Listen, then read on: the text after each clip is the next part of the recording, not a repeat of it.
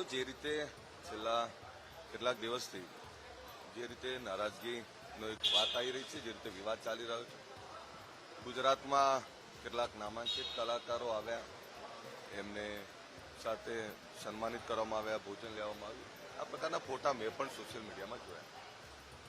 ત્યારે સ્વાભાવિક છે કે ગુજરાતમાં સૌથી મોટો સમાજ એ ઠાકોર સમાજ, અને ઠાકોર સમાજની સાથે અનેક સમાજ, પાટીદાર સમાજ હોય, દલિત સમાજ હોય, રબારી સમાજ હોય કે પછી આહિર સમાજ હોય, દરેક સમાજના કલાકારો છે, બારોટ, ગઢવી, તમામ સમાજના કલાકારો છે.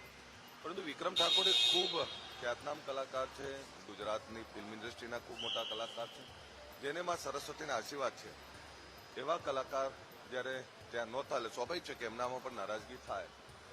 ત્યારે હું 100% એમની વાત સાથે સંમત છું. પરંતુ આ કાર્યક્રમ કોઈ પૂર્વ આયોજિત નહોતો. સરકારનો ઈરાદો વિક્રમ ઠાકોર જેવા ખ્યાતનામ કલાકારને ઇગ્નોર કરવાનો ના હોઈ શકે. મને પણ એમના આ સોશિયલ મીડિયાના માધ્યમથી ખબર પડી, અને જે કઈ વાત એમણે જે મુદ્દા ઉઠાયા છે, આ વાત એમના કહેવાથી આજે ખબર પડી છે. હકીકતમાં જો અમને પહેલા ખબર હોત તો 100% એમાં સુધારો કરી દો. પરંતુ હવે જે બનાવ બની ગયો છે, એ બનાવમાં અમે પણ અજાણ હતા, અમને પણ કંઈ ખબર નથી ને હું એ દિવસે બપોર પછી આવેલો.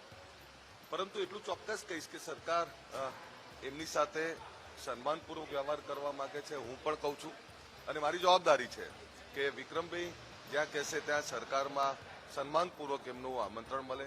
અને વિક્રમભાઈને હું તો સરકારને પણ વિનંતી કરું છું કે સરકારે વિક્રમભાઈને આમંત્રણ આપવું જોઈએ, અને વિક્રમભાઈની સાથે એ તમામ જે ખ્યાતનામ કલાકારો છે, નામાંકિત કલાકારો છે, જેમણે ગુજરાતની ફિલ્મ ઇન્ડસ્ટ્રીને, ગુજરાતની સાંસ્કૃતિક વારસાને જીવંત રાખવા માટેના જે લોકોએ પ્રયત્ન કર્યા છે, આવા બધા જ કલાકારોને બોલાવવા જોઈએ અને સન્માનિત કરવા જોઈએ. બીજી વાત એમણે જે કંઈ ઉઠાઈ છે, એ તમામ બાબતોનો અભ્યાસ કરીને સરકારમાં જ્યાં જે કંઈ વાત કરવાની યોગ્ય જગ્યાએ વાત કરીશ.